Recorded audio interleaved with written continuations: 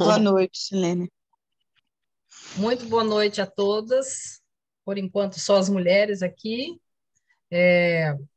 Boa noite também, né? Sejam bem-vindos os que vão nos ver depois na gravação.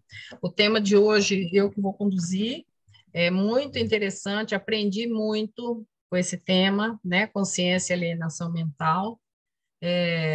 Sempre muito útil para nós, né? Deixa eu colocar aqui, o Júlio está entrando, deixa eu compartilhar.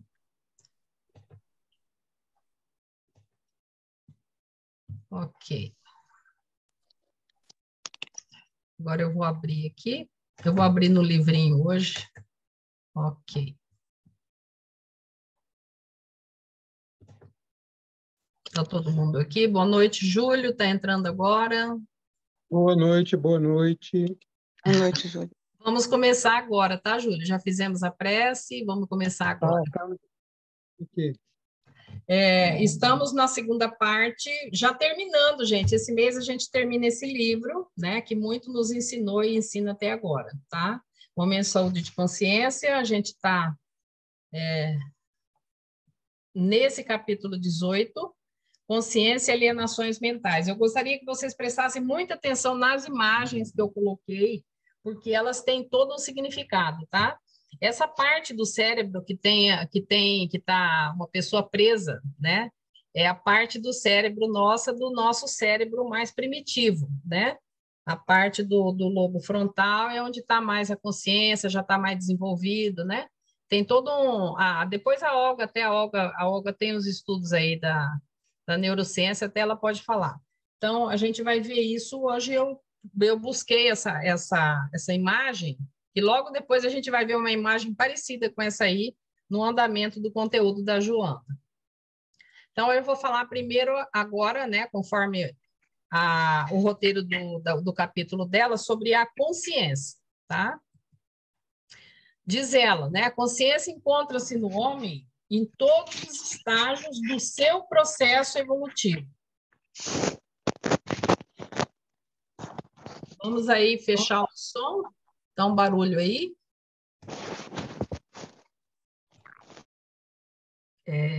Tá. Consegui, peraí.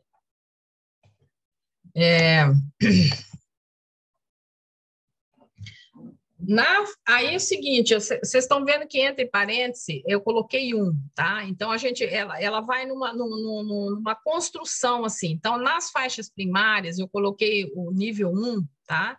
Lá daquele cérebro, esse aqui, tá? Como se tivesse aqui, tá?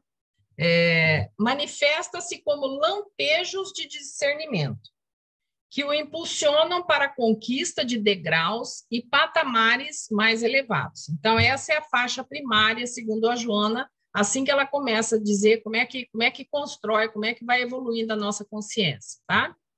Não obstante a predominância dos instintos agressivos, vez que outra, ela surge, ela quem? A consciência, e clareia a noite tormentosa dos impulsos imediatistas, ampliando os horizontes de percepção do ser. E aí, não por acaso, eu coloquei essa imagem. Essa imagem é de uma época moderna ou pós-moderna. Lembra aqui que eu coloquei esses aqui bem lá no início da nossa evolução, né? Mas aqui, eu já coloquei essa imagem aqui. Fátima, o que você acha que essa imagem está representando nessa fala da Joana aqui? Não obstante, surge, clareia a noite, tormenta. O dia a dia do moderno, né? No volante. O motorista sempre desequilibrado com a vida, né? Com a vida moderna. O que eu quis dizer, eu quis colocar isso aqui para chamar a atenção de que nessa fase nossa, que é considerada pós-moderna, né, a gente ainda, muitas pessoas, principalmente as pessoas muito irritadas, agressivas, né, elas estão ainda utilizando essa fase primária da sua consciência, tá? Então, foi com esse intuito que eu coloquei aí, a gente vai desenvolvendo aqui. Mais tarde, tá vendo a foto aqui, ó? Aquela que estava presa. É muito interessante essa fala aqui. estava preso lá, nessa parte primitiva nossa, mas agora, tá vendo? Ele já está saindo, mas ainda está saindo por este caminho, né? Pelo caminho do primarismo ainda, tá? Mais tarde, à medida que a razão se desenvolve, a capacidade de consciência se dilata, podendo ser vítima, uma pegadinha aí, podendo ser vítima dos mecanismos escapistas. Olha só quais os que a Joana traz. Da astúcia, que é enganar os outros. Do intelecto, né, que adormecem. Lesam-na ou intoxicam-na com os vapores nocivos da frieza emocional. Então, ela traz aqui que no desenvolvimento nosso, né, de saída do primarismo, tem pegadinha no meio do caminho. Por isso que eu coloquei essa imagem aqui. Ele estava lá preso na parte do cérebro que era né, bem do instinto, né? Mas ele sai aqui, só que tem pegadinha. Ele pode ser, nós podemos ser vítima, né? Ou fomos vítimas de mecanismo, ou astúcia, ou intelecto, ou frieza emocional, tá? Assim mesmo, a consciência, né, ela rompe as dificuldades. Aí eu coloquei um grifo meu, né, é a lei de evolução. Então, assim mesmo, ela rompe as dificuldades, abrindo espaços para o discernimento e, eu coloquei em vermelho, tá? E os conflitos que decorrem da sua percepção ante os atos incorretos. Então, ao mesmo tempo que nós vamos ganhando em discernimento, os conflitos surgem concomitante pelos atos errados ou equivocados que fizemos, tá? Aí, o que a Joana fala?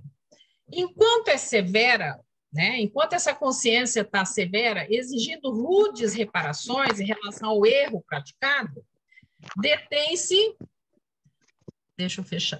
Fátima, fecha o seu som que está dando ruído, tá? Por favor, obrigada. Enquanto ela é severa, a consciência, né, exigindo rudes reparações em relação ao erro praticado, lembra lá que a gente foi adquirindo discernimento, mas junto com ele vieram os conflitos, né? Detém-se no primarismo. Então, enquanto a gente está sendo bastante severo com a gente mesmo, né, a gente ainda está no primarismo do desforço, da vingança, do desagravo. Então, aí eu nesse trecho que a Joana falou, eu coloquei uma pergunta para mim, tá? Autopunição? Eu acredito que sim, tá? É um processo de expiação. E a lei de Talião, olho por olho, dente por dente, consigo mesmo. Essa parte aqui, de autopunição para baixo, foi eu que coloquei, tá? E aí eu achei essa imagem, tá? Um palhaço, né? Eu nasci com paralisia cerebral. O que eu quero mostrar com isso aqui, né? A expiação, né? Aquelas pessoas que precisam passar o olho por olho, dente por dente, elas pedem as reencarnações, elas pedem assim, de olho por olho, dente por dente mesmo, né? Por isso que eu coloquei essa imagem aqui. Então, ele está, o espírito, ao fazer o seu planejamento, né, reencarnatório, ele ainda está na fase do primarismo, porque aquele conflito está tão grande para ele que ele é severo, muito severo com ele, tá? Se, por outro lado, porque tem uma outra parte, apresenta-se benigna em relação aos enganos, falta-lhe a maturidade, que a capacita para a superior finalidade, quer dizer, a gente ser muito severo conosco, ou também fazer de conta que aquilo não é nada, não, nem um lado e nem o outro está correto, certo? Falta-lhe a maturidade. Aí eu coloquei aqui uma imagem aqui. A culpa é minha, eu coloco em quem eu quiser. É do Simpson, é bem claro aqui a falta de maturidade, né? Bem da criança, né? A criança é bem isso aqui. Aí, gente, eu coloquei essa imagem para dizer que nós vamos mudar de grau, tá? Vai sair do primarismo para um segundo degrau, ok? Somente quando o indivíduo vence as etapas primárias e as experiências se fazem mais significativas, mediante a compreensão do sentido elevado da vida, então essa é a segundo degrau, quando a consciência nossa já consegue fazer esse discernimento para o sentido elevado da vida, tá? É o segundo degrau.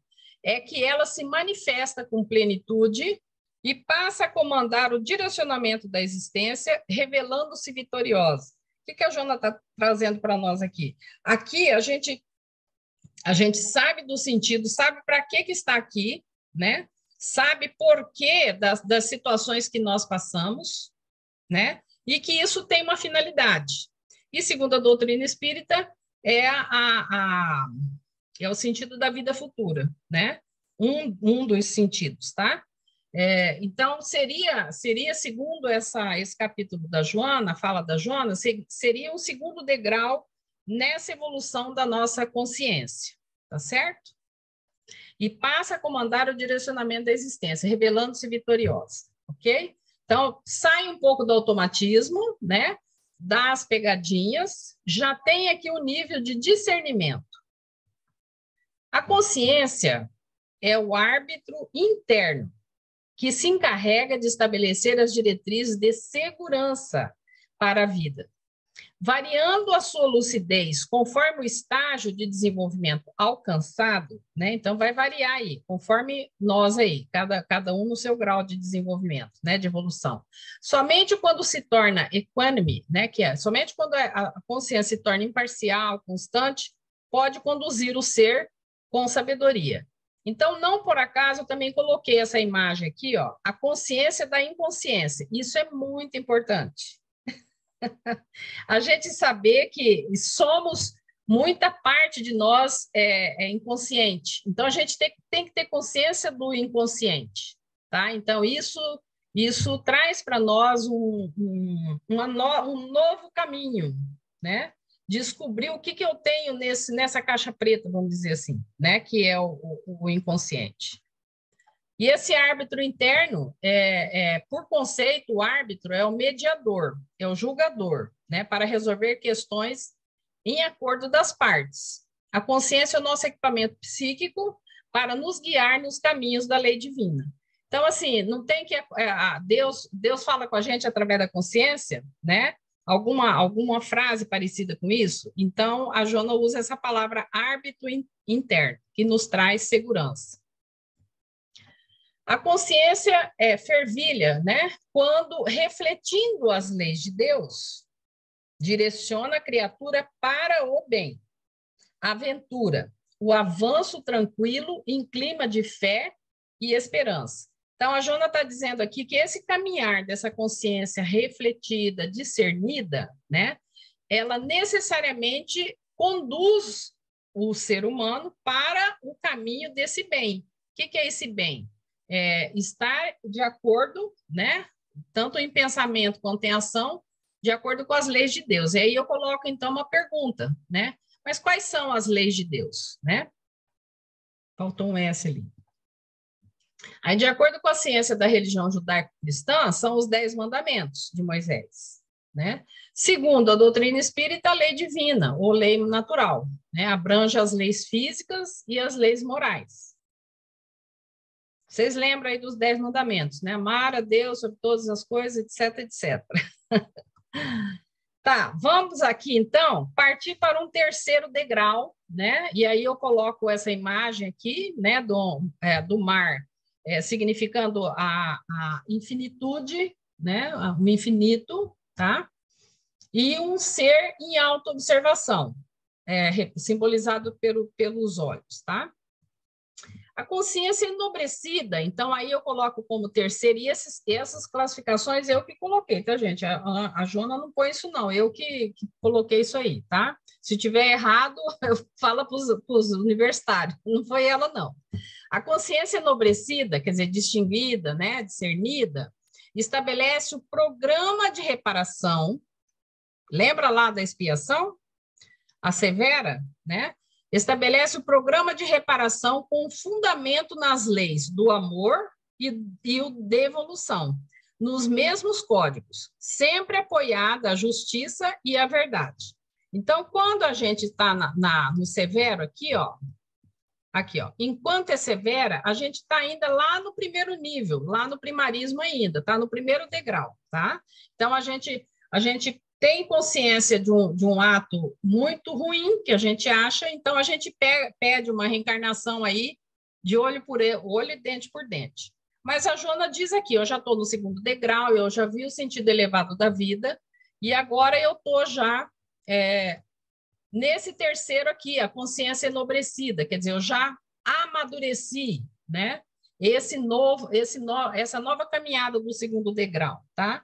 Então, eu estabeleço um programa de reparação para mim, das coisas que eu tenho que aprender ou das coisas que eu fiz equivocado, né?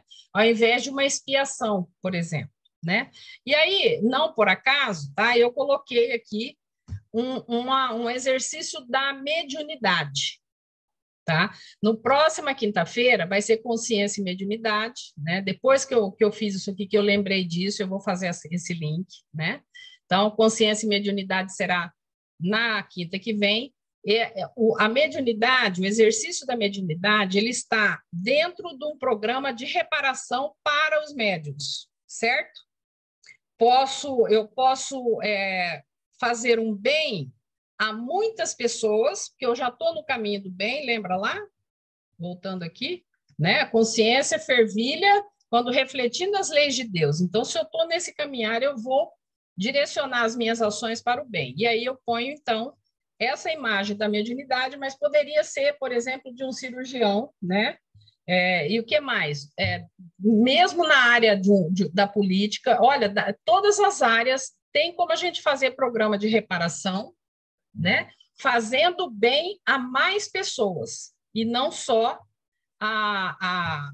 só aquela pessoa, ou fazer um mal para mim, vamos dizer assim, um olho por olho, dente por dente, né? Ou eu fazer o bem só para aquela pessoa que eu causei mal-estar, tá? Então, é mais ou menos assim que eu entendi, tá?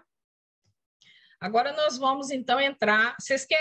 aqui nós vamos entrar em alienações mentais. Vocês querem comentar alguma coisa até aqui?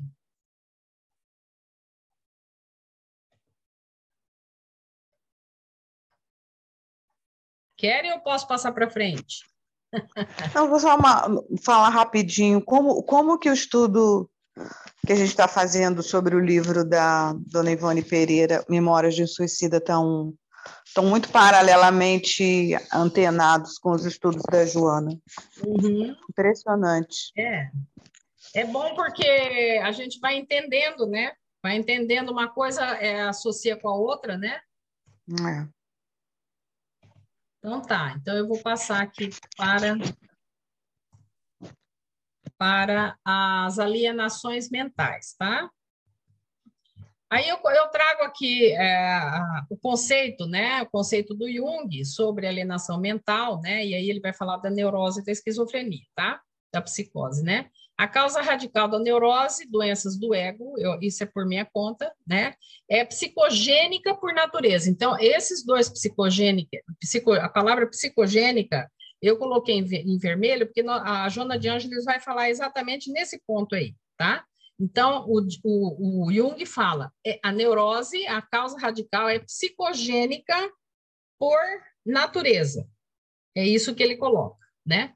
Aí ele vai falar da esquizofrenia. Afirmava o papel da psicogênese no que diz respeito à esquizofrenia, e mediante análise dos delírios e alucinações que a acompanhavam. Afirmou que estes eram importantes e significativos produtos psíquicos, que são os símbolos, tá? Então, ele traz aqui, praticamente, ele coloca que a raiz da neurose e da psicose, no caso da esquizofrenia, que seria a questão da psicogênese, tá? Aí vamos ver aqui, segundo o dicionário da psicologia, né, o que ele traz aqui de alienação. O que fala de alienação? É um afastamento do próprio grupo social, entre parentes, família, local de trabalho, comunidade, escola, igreja, etc. Também é sentimento de insatisfação arraigado em relação às experiências pessoais, que pode ser fonte de falta de confiança no ambiente social ou físico, ou em si mesmo. Então, essa segunda conceito aqui, os psicólogos vão saber aí. Tenha muito a ver com sintomas depressivos, tá?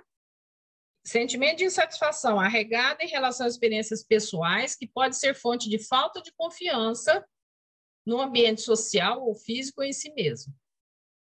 Ok? Aí, o que é não, aqui é alienação, tá? E agora o mental, peguei separado. Relativamente ou a processos da mente, como pensamento, sentimento, sensibilidade.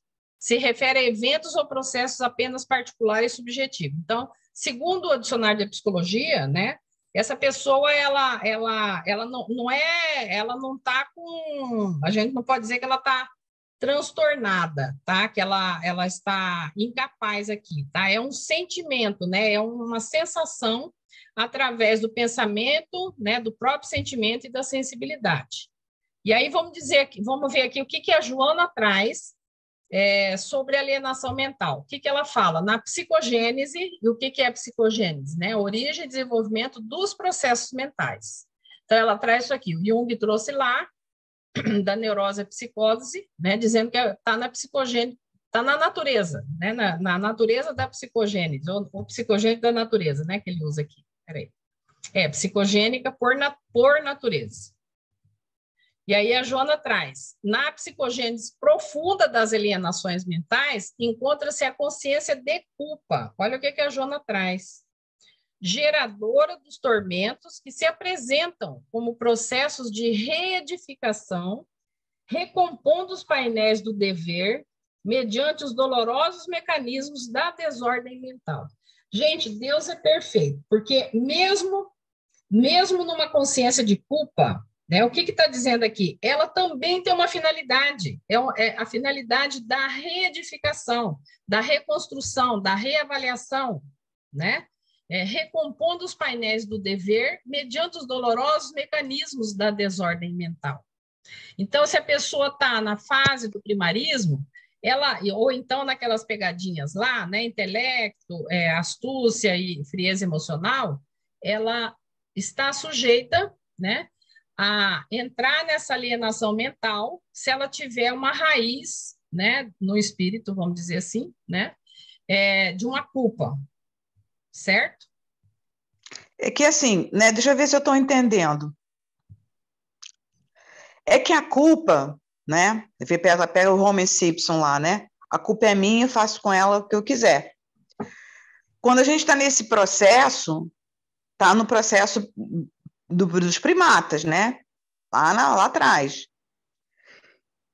Quando a gente vai avançando um pouquinho mais, ainda é muito ruim a culpa, né? Porque ela paralisa, né?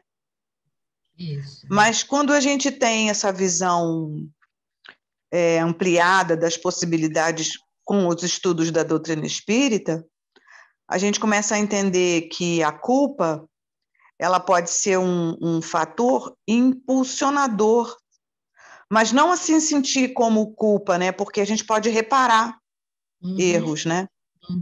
Ela pode ser reparadora, mesmo que a gente identifique. Não sei se eu estou raciocinando certo à luz dos postulados da psicologia, né? E junguiana, sobretudo, que é a que mais que eu simpatizo, né? Mas assim, se você sente a culpa, identifica ela. E eu acredito que eu já passei muito tempo parada, assim, sabe, como mãe, assim, mas fui tentando diluir essa quantidade de culpas que vinham na minha mente e quase que me paralisava, me deixava uma pessoa amarga, entristecida, enfim. Quando a gente vai buscando a reparação, fica mais leve, né? Fica mais possível.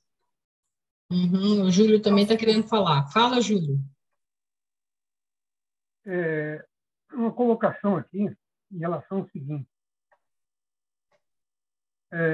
Coloca aqui a psicogênese, né, desenvolvimento de processos mentais, profunda das alienações mentais, encontra-se a consciência de culpa. Bom, tá bom. Geradora de tormentos que se apresentam como processos de reedificação. Então, seria... O seu som não está muito claro, tá, Júlio? Deixa eu modificar aqui, peraí.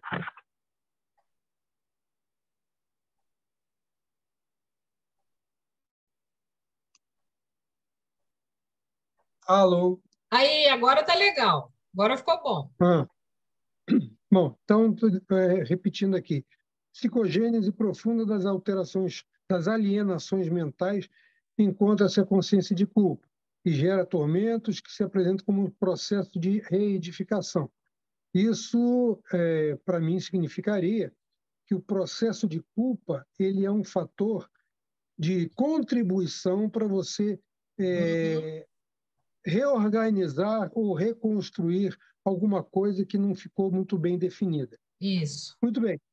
E aí ele coloca, ou ela coloca, recompondo os painéis do dever mediante os dolorosos mecanismos da desordem mental. Aí a minha pergunta é: a culpa ou a consciência ou o processo mental de culpa, ele implica em desordem mental? Em que sentido? Sim, porque você lembra lá que a gente viu os degraus da consciência? Então, se a pessoa está com a consciência muito no primarismo ainda, ela vai ser, quando ela abrir, ela discernir ou ampliar essa consciência dela, né? Vem os conflitos. Então, a culpa vem, tá? E se ela está ainda no processo de primarismo, ela ainda não consegue, ela não percebeu ainda o segundo e terceiro degrau que a Joana traz aqui. Então, ela vai sentir tão mal, né? Que é como a Fátima falou, fica fixado na culpa, não anda, né? E isso vai causar uma desordem no pensamento, no sentimento, onde que a gente viu aqui, pensamento, sentimento, sensibilidade, né? No aparelho psíquico como um todo, certo? Recompondo os painéis do dever. O que seria isso? O dever aqui, eu analiso, né? Eu interpreto como as leis divinas, porque são leis imutáveis. É isso que eu analiso aqui, tá? Mediante os dolorosos mecanismos da desordem mental. Então, assim, se a pessoa, e todos nós, certo, já passamos por isso, né? Então, se a gente nasceu tudo igual, né? Um vai mais na frente, outro menos na frente, mas a gente passa por esse processo. A gente sai lá do primarismo, né? Vê lá aquele segundo degrau, que é o sentido da vida, né? E depois, como que chama aqui, que ela pôs, deixa eu voltar aqui, consciência enobrecida, né? Isso não significa que a gente não entre em contato com algum conteúdo. Lembra lá, porque a gente tem muito de inconsciente, né? E esse inconsciente é a história nossa, né, do espírito. Então, se a gente entrar em contato com algum conteúdo que possa gerar culpa, essa culpa, quando eu tenho essa consciência já mais ampliada, mais discernida, né, eu vou conseguir imagino eu, né, lá no plano espiritual, para fazer um processo reencarnatório, eu vou pedir uma reparação. Eu posso pedir uma reparação através da mediunidade, por exemplo. Não só, né? Mas eu posso pedir essa reparação, tá? Para poder eu ir acertando a minha consciência com as questões das leis imutáveis divinas, para eu poder fazer esse mais e menos, né, dentro de mim, sabe? E pede mesmo, né? E Oi? pede mesmo, porque no livro da Dona Ivone, os personagens fazem essa negociação, digamos assim. Certo. Né? Pede mesmo. A gente pede mesmo.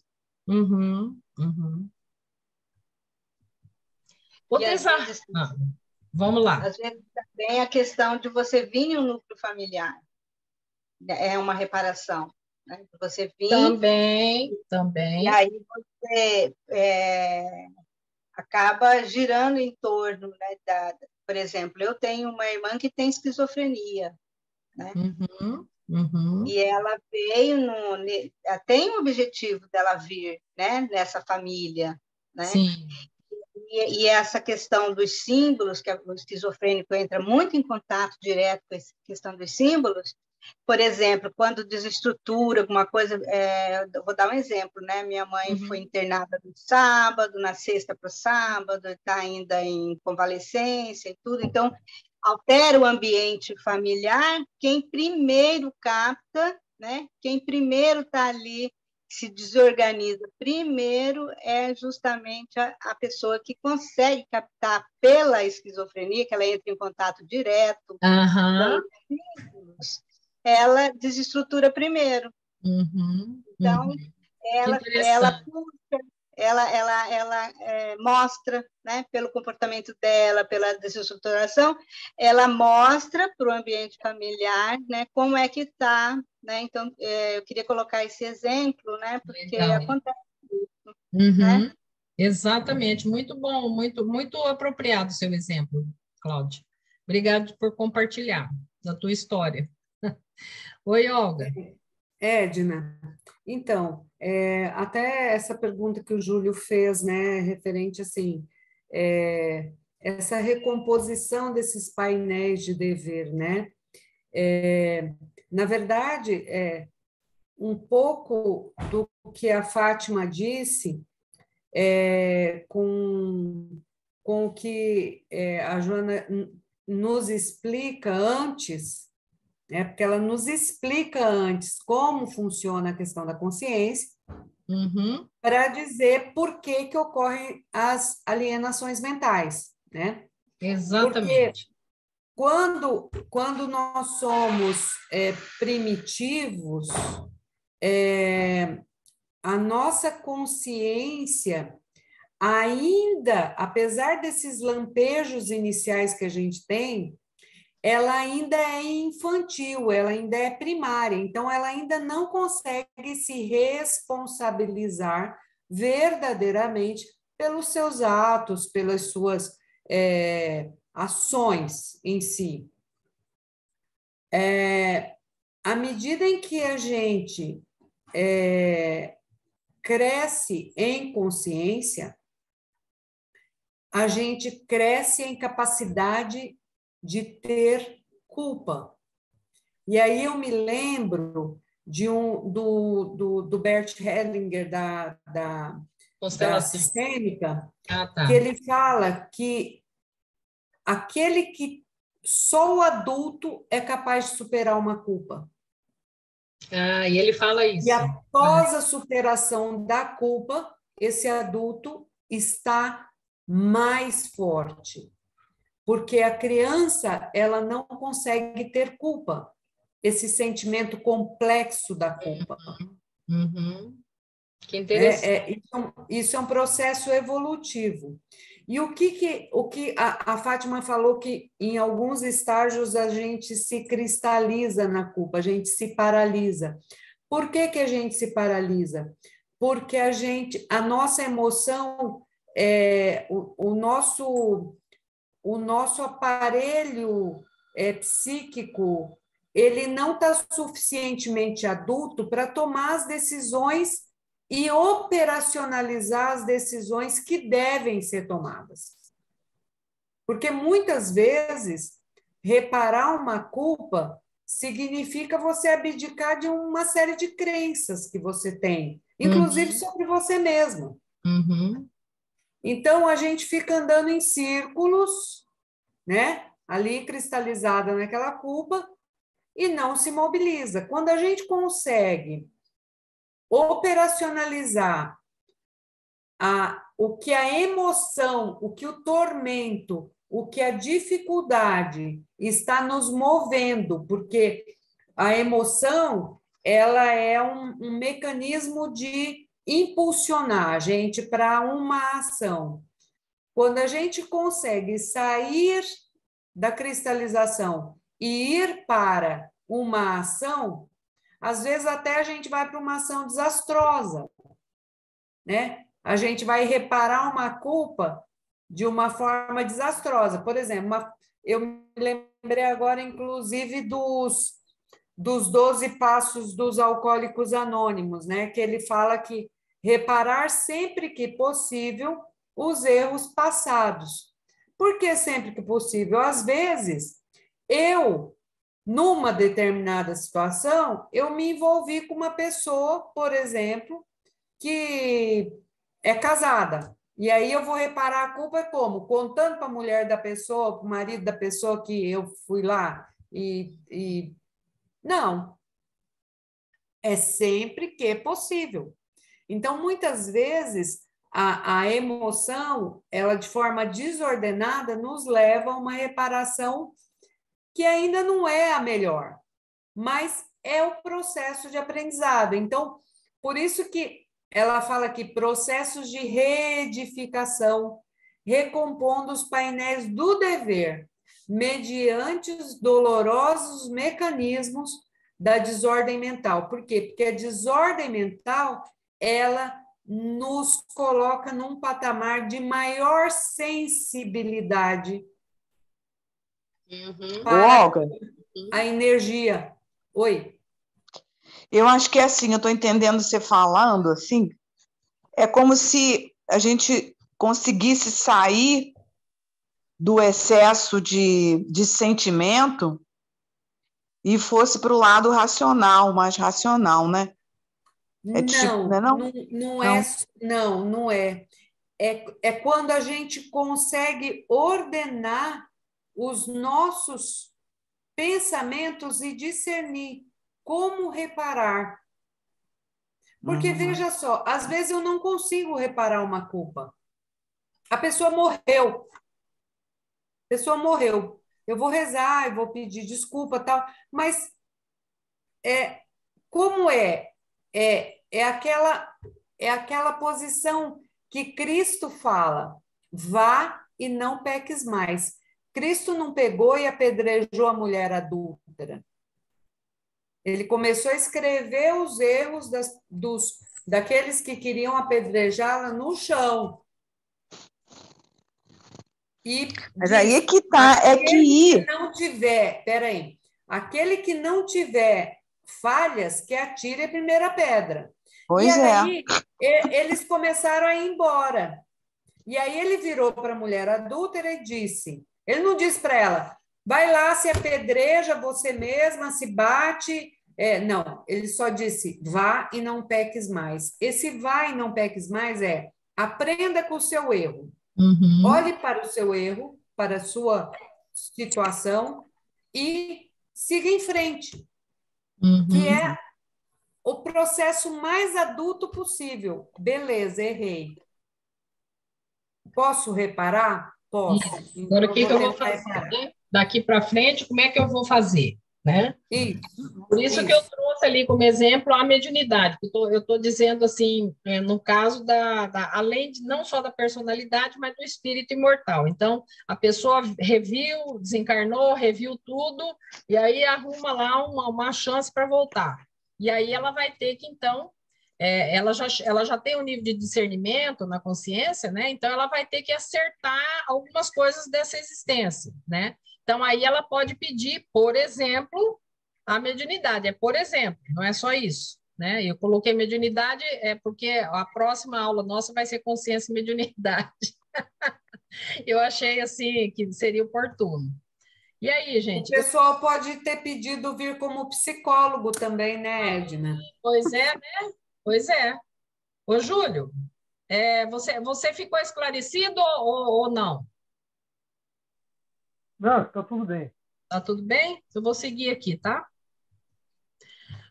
Então, onde nós paramos, né? Está falando da psicogênese, das alienações, está falando da consciência de culpa. Agora, ela diz assim, o desarranjo dos equipamentos psíquicos, né? Que no caso aí, a Cláudia falou, né, do caso, por exemplo, do esquizofrênico, não só, também tem os transtornos da neurose, né? Então, o desarranjo dos equipamentos psíquicos proporciona ao espírito sofrimentos insuspeitáveis, como forma rigorosa de apaziguamento da consciência. Mas o mais legal aqui que eu estou achando é que essas coisas que parecem tão ruins, elas têm uma finalidade. Elas têm uma finalidade, né? Ela está dizendo exatamente aqui, proporciona ao espírito sofrimentos insuspeitáveis, como forma rigorosa de apaziguamento da consciência. Então, aquele ser, ele praticou algum ato que aquilo é tão marcante, né? Que ele traz aí um desarranjo psíquico para essa existência, né? E ela está dizendo que isso é um sofrimento muito grande. Aí eu achei essa figurinha, que achei bem interessante, né? Uma senhorinha falando para ela: me perdoa por sempre ter tido medo e não ter vivido a vida que você merecia. Eu achei assim perfeito, né? Ela está olhando para ela, da criança dela, e dizendo, e se auto-perdoando, né? Ela está pedindo um auto-perdão para ela mesma, né?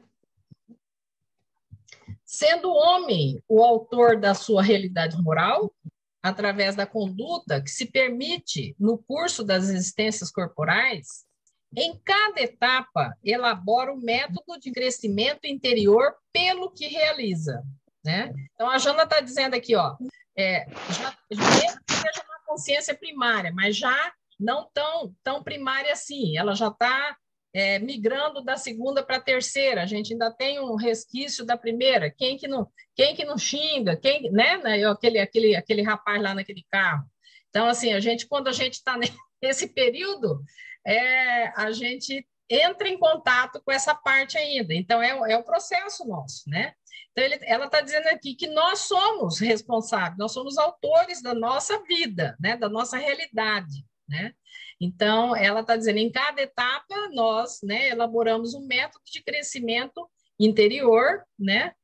Pelo que vamos realizando na existência. Quando delinque, olha só o que ela traz aqui, quer dizer, pratica falta, né, em desacordo com a lei de Deus, tá? Marca a fogo no seu arcabouço profundo os meios reparadores, particularmente na área mental. Olha que interessante aqui, né? E a gente vive uma época, eu vou trazer de novo a palavra pós-moderna, né? Onde a doença mental e as questões transtornos e desvio de personalidade e tudo tá tudo junto agora, né? E tá tudo muito muito marcante nessa nossa época, né? Então exatamente, eu achei muito interessante aqui. A gente mesmo marca, né? A fogo, quer dizer, é muito forte para nós, né? No nosso arcabouço profundo dos meios reparadores, particularmente na área mental. Então, assim, eu acho que a gente vive uma época, né, que nós temos assim, uma ansiedade, né, ou também uma depressão, que a gente pode colocar aqui nesse balaio aqui, sabe? E além de outras coisas, né? Então, segundo ela, né, foram faltas que fizemos, né, em desacordo com essa lei, né, essa lei imutável. Ignoradas as ações infelizes, eu coloco, se vocês olharem, tá, ações infelizes, a consciência sabe, tá? Eu coloquei em vermelho para chamar atenção, tá?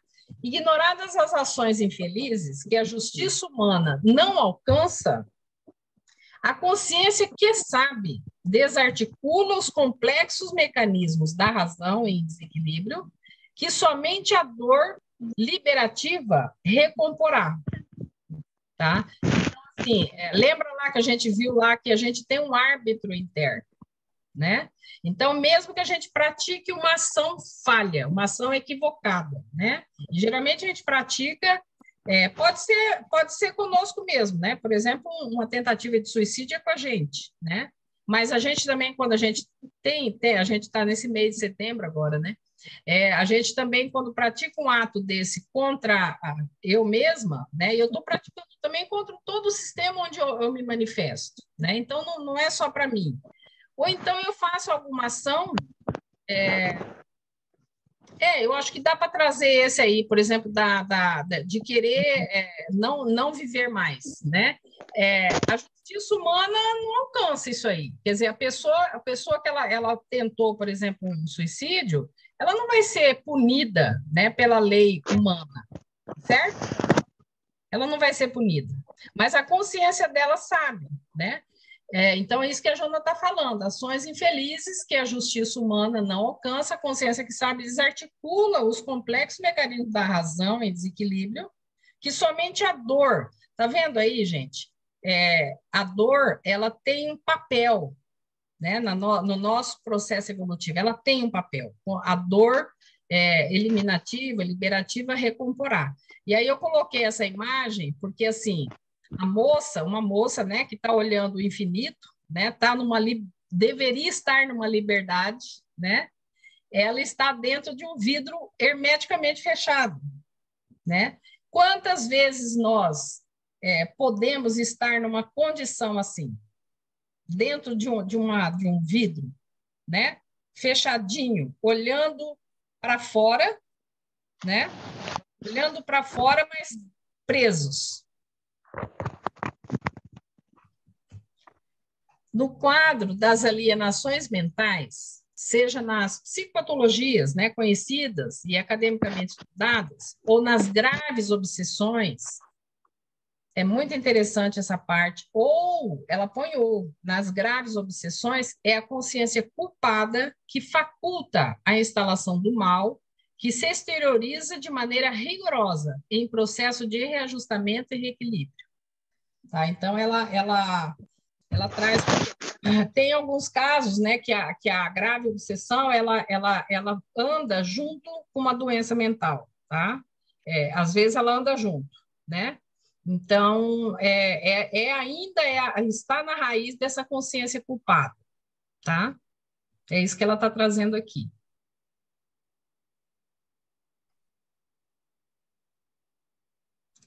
Aí, eu achei bonitinho essa figurinha, que eu achei aqui do Equanime, né?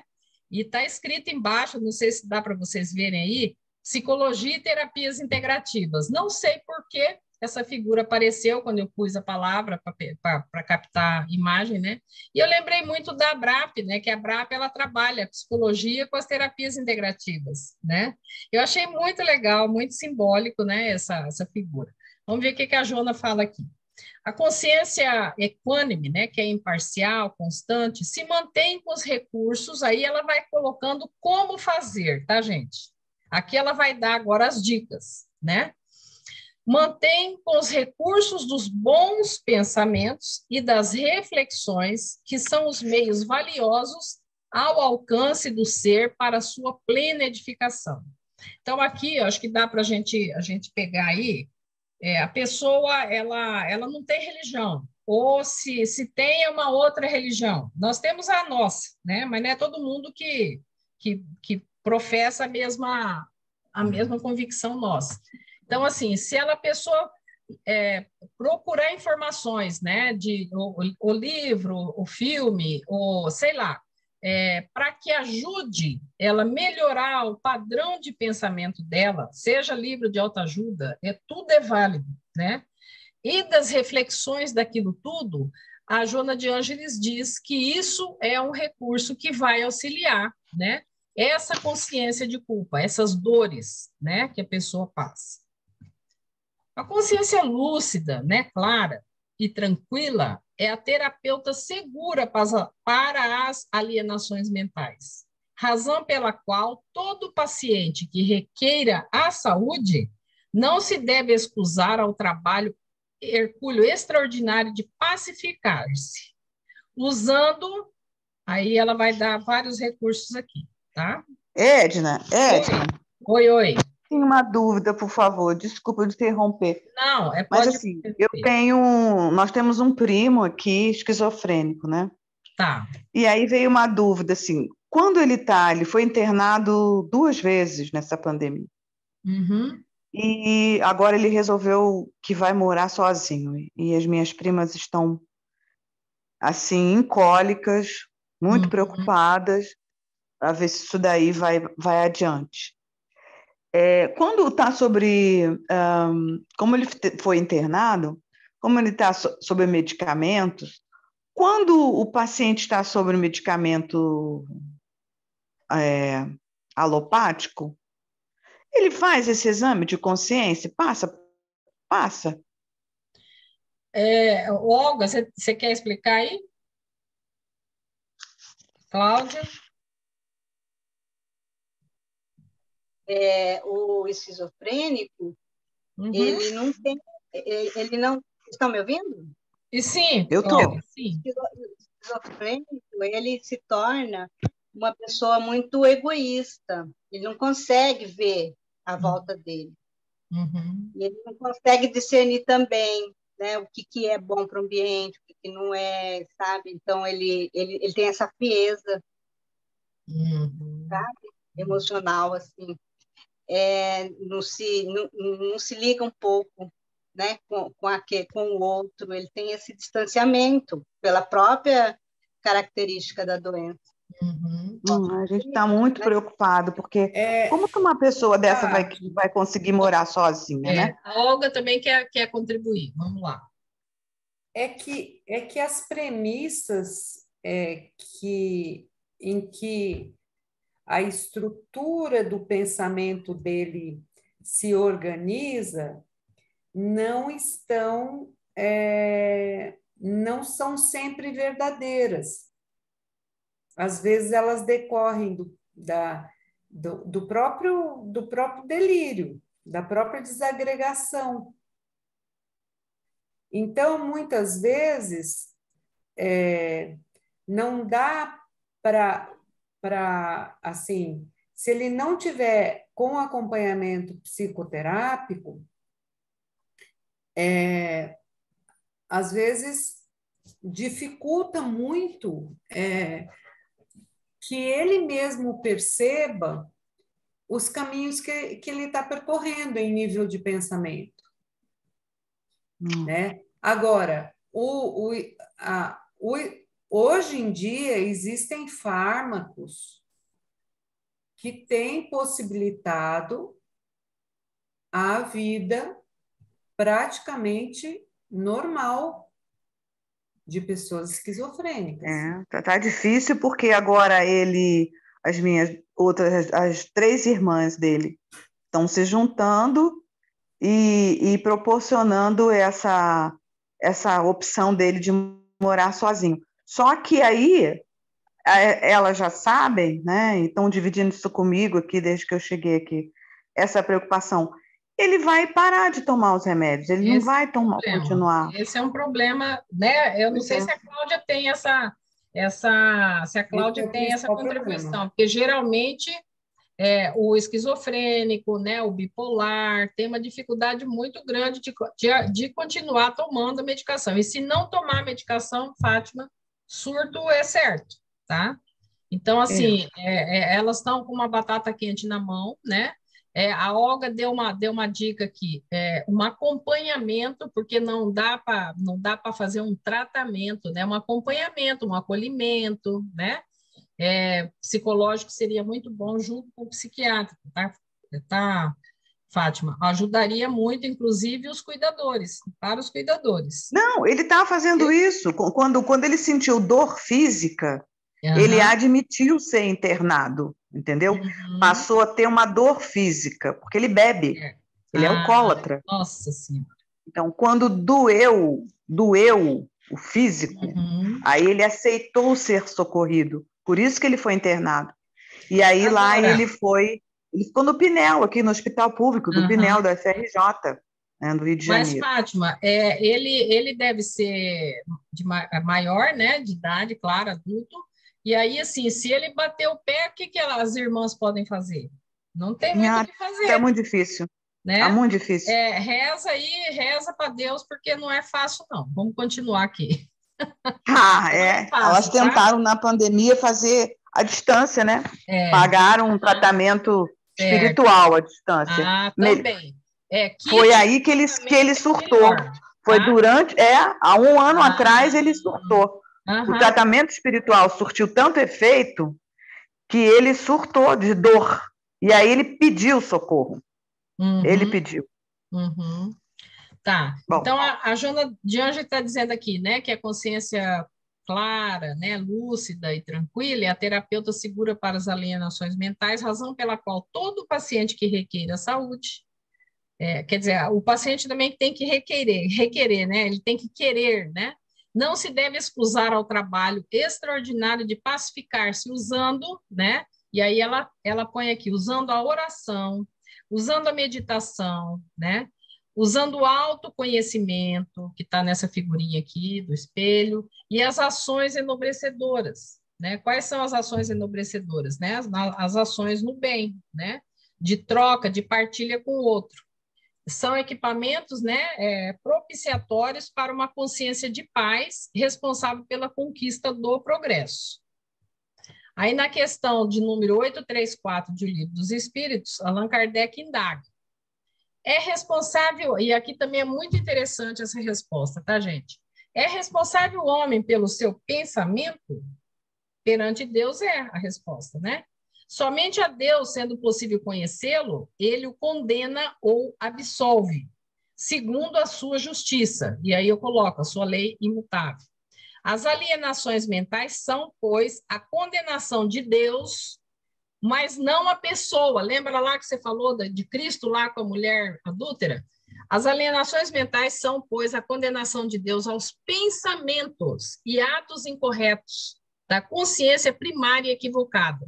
Então, a Joana de Ângeles usa essa palavra tão forte, quando eu li pela primeira vez, ficou muito forte para mim, mas aí eu entendi, né? A condenação não é a pessoa, mas sim aos pensamentos e atos incorretos, oriundos dessa consciência primária e equivocada.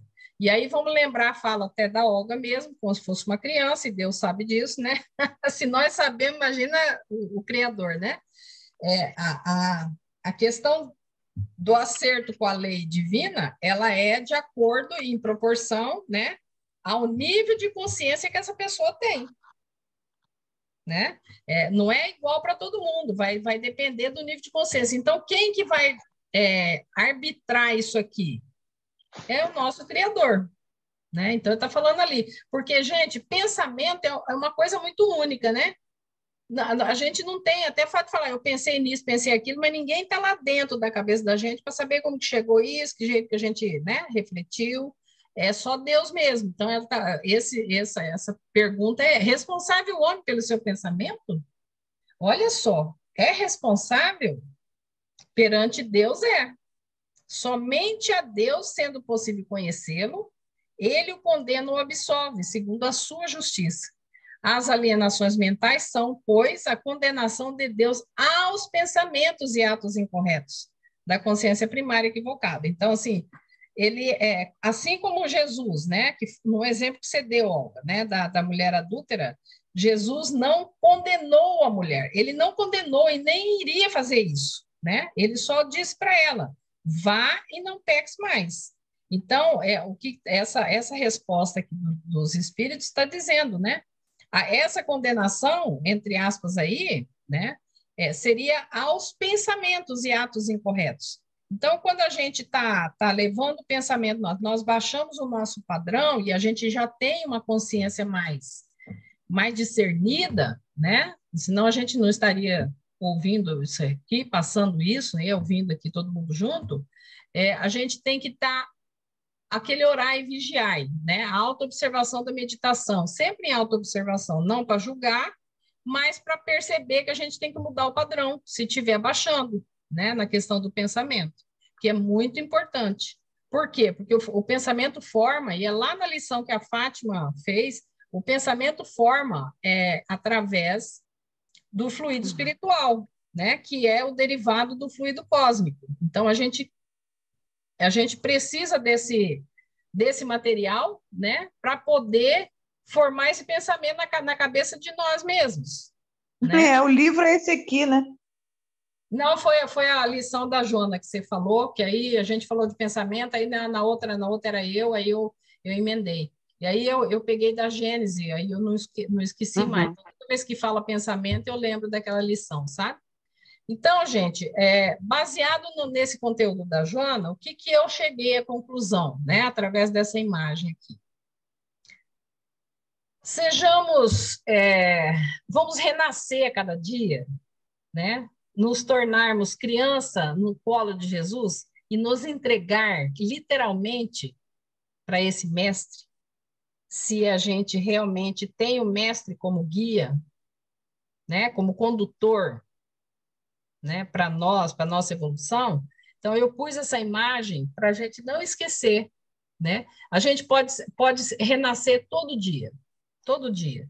Aquilo que eu já fiz de equívoco em vida passada, ou nessa mesmo, coisa que vai me trazer culpa, eu tenho que pegar isso, né?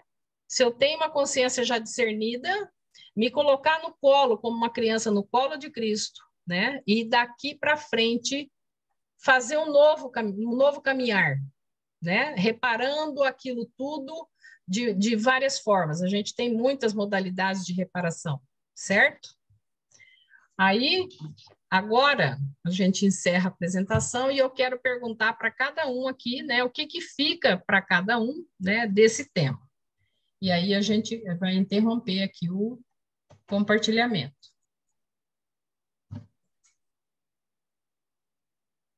Júlia e Suelene, aparece aí. Abra os seus microfones. Edna, Oi. o que ficou para mim é a questão... a Joana, ela para e passo, ela faz também um link com o Jung, né? E o Jung diz do nosso trabalho, a reforma íntima com o nosso trabalho de si, como ele fala, Individuação. Uhum. Processo de individuação. E o ego como mediador, ele fala o controle interno. O Jung, né, está falando aquele ego mediador que vai mediando, e os conflitos vão vindo, são, na verdade, a nossa, que está aflorando na nossa consciência, e nós estamos limpando o que está vindo de dentro de nós, né? Então, ela faz sempre essa comparação. Então, eu acho assim, muito bacana, né? Que realmente o caminho é esse mesmo.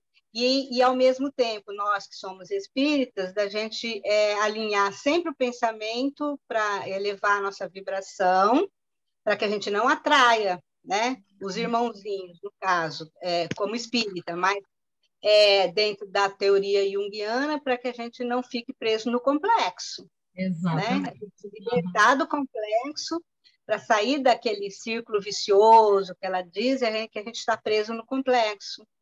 Para a gente sair daquilo, a gente tem que estar fazendo o processo de individuação, que é esse trabalho heróico, a jornada heróica, né? Que fala. Eu acho que eu poderia contribuir assim. Legal. Quem que vai agora? O que fica para você, Júlio, desse conteúdo aqui? Olha,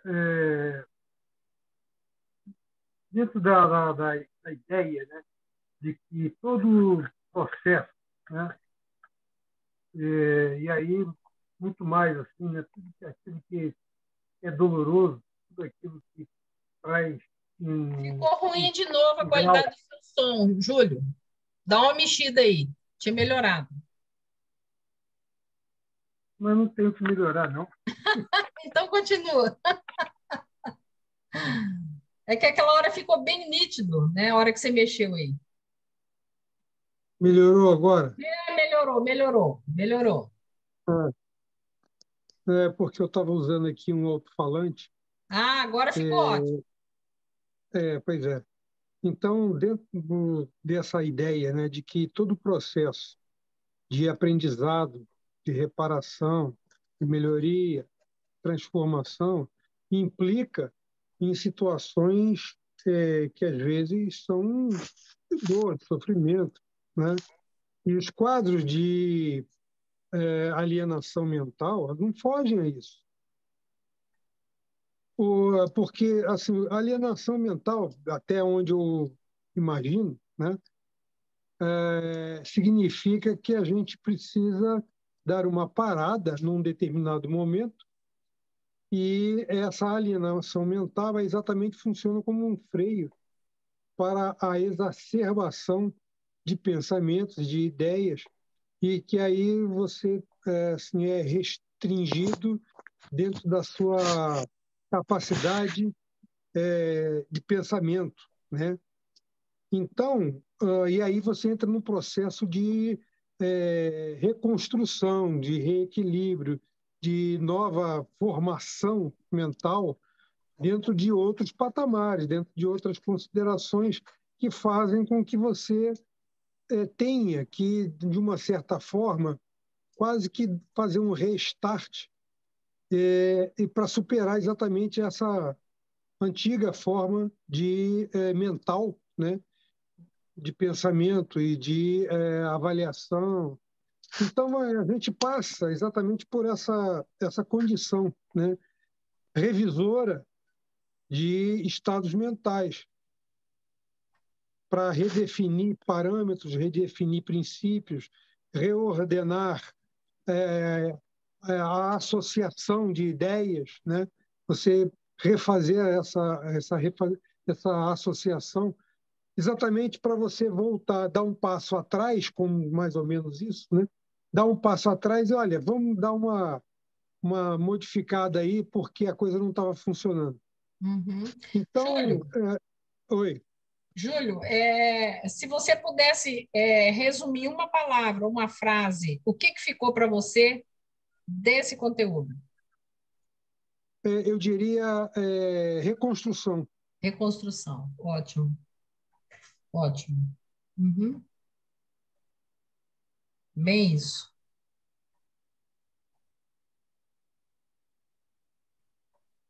Suelene? Esse capítulo, ela me remeteu ao que você quer chegar num lugar fazendo uma coisa que nunca vai te levar àquilo, né? Tipo assim, se você Se você que você fala a pessoa, né? Uma pessoa, né? por Se a exemplo, pessoa... eu quero uma pessoa, esse capítulo me traz. Se eu quero chegar, eu tenho que estar com o meu pensamento voltado para aquilo, minhas ações voltadas para aquilo, todo eu tem que estar voltado para aquilo, porque se uma parte não tiver, a gente não consegue.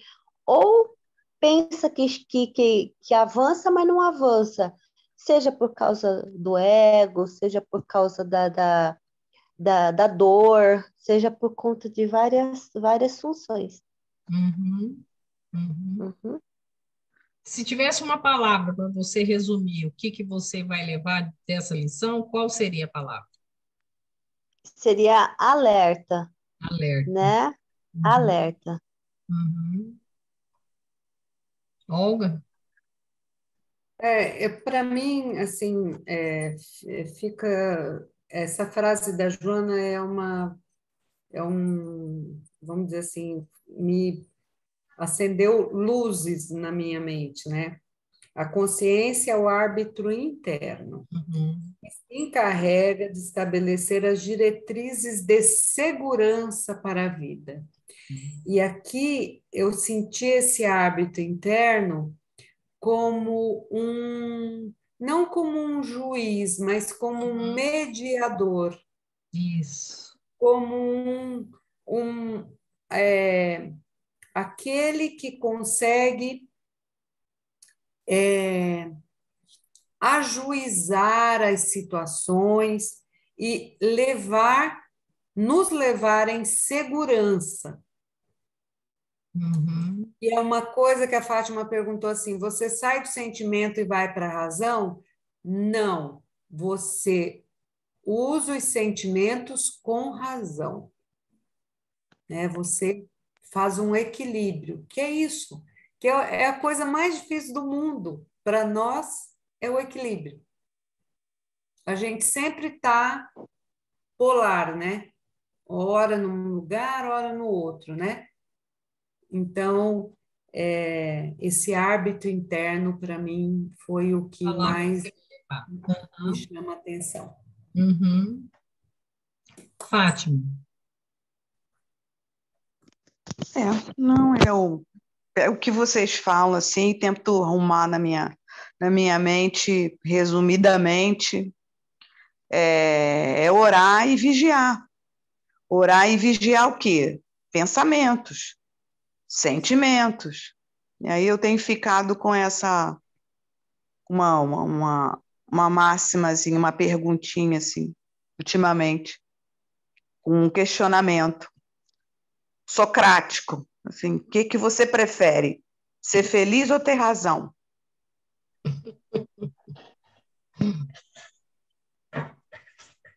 Ora e vigia, e decide. Acho que dá para ser os dois, hein, Fátima? Se a gente eu acho que a finalidade é a gente entender esse progresso da consciência, né, e ir chegando nos outros patamares, né? A gente vai dar uma recaída, de repente uma fechada no trânsito, uma xingada, não é? Exatamente, exatamente. Isso. Mas aí, assim, mas a gente não perder, como a Suelene falou, não perder o foco, né? Reconstrução, alerta, árbitro interno, orar e vigiar. E, Cláudia, que palavra que vai colocar da sua fala? Acho que é a entrega no seu trabalho interior. Entrega no trabalho interior. Você tem que estar nós temos que estar olhando para esse trabalho a consciência, como que nós estamos, em que estágio que nós estamos, essa auto-observação interna, né? Eu acho que é isso. E a entrega no ambiente, que você está com esse trabalho interior, mas a confiança que nós vamos vencer.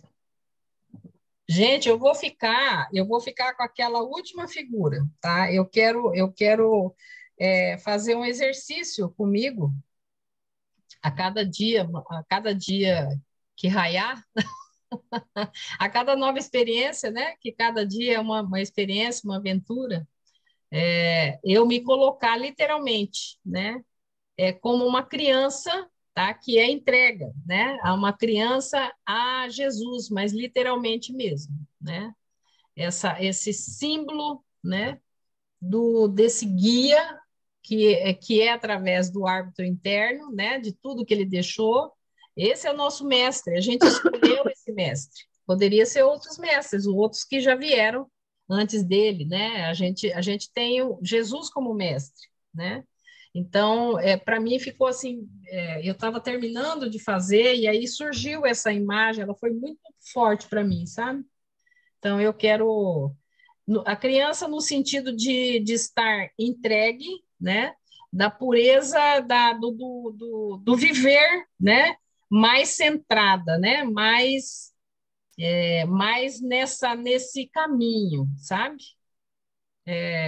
Então, acho que fica para mim isso, aquela imagem da criança nas mãos de Jesus, mais ou menos isso. E aí? Muito bom.